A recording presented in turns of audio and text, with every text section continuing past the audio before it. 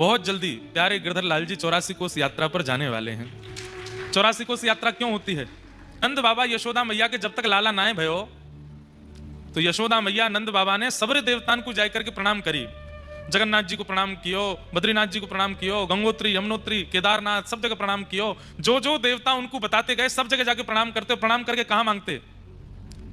हमें बालक नाए चाहिए, हमें लाला नाए चाहिए। तो अरे नंद बाबा की 9 लाख गैया हैं, नंद बाबा के बाद उन गैयान की सेवा करने वालों एक ग्वारिया चाहिए।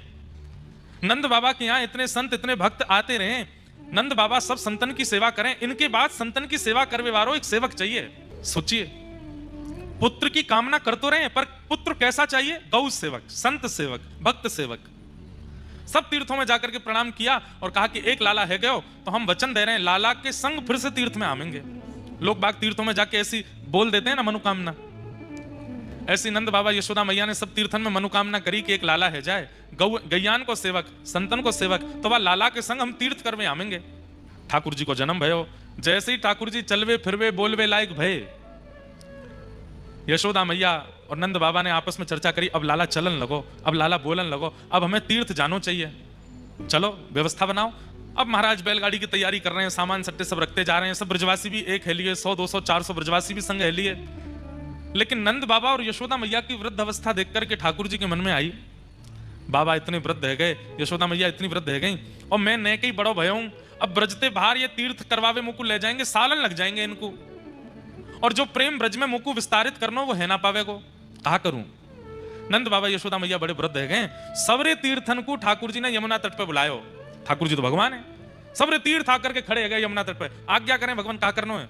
बोले भैया देखो हमारे अम्मा बाबा वृद्ध है गए, अब ये सब तीर्थन में जामेंगे, सालन लग जाएंगे, हमें 11 वर्ष ही ब्रज में रहना है।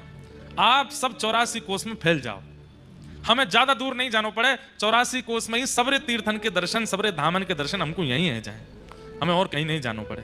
महाराज ऐसी स्थिति है गई, सारे तीर्थ 84 कोस में बैठ गए। अब तो छोटे छोटे तीर्थ जिनके नाम ही नहीं पता है वो भी आ गए लाइन में, बोले हम भी ब्रज में आवेंगे, हमें स्थान दो, हम भी विराजमान होंगे।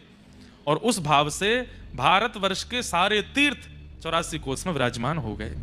और फिर नंद बाबा यशोदा मैया के साथ लाला 84 कोस ब्रज यात्रा पर गए। तब से ये नियम है हमारे ब्रज में, ये अभी कार्तिक का महीना चल रहा है, अभी 84 कोस यात्रा चल रही होगी। 84 कोस की लोग परिक्रमा करते हैं, गाड़ियों में करते हैं, बसों में करते हैं, पर हम लाल जी को गाड़ी में नहीं लेके जाएंगे।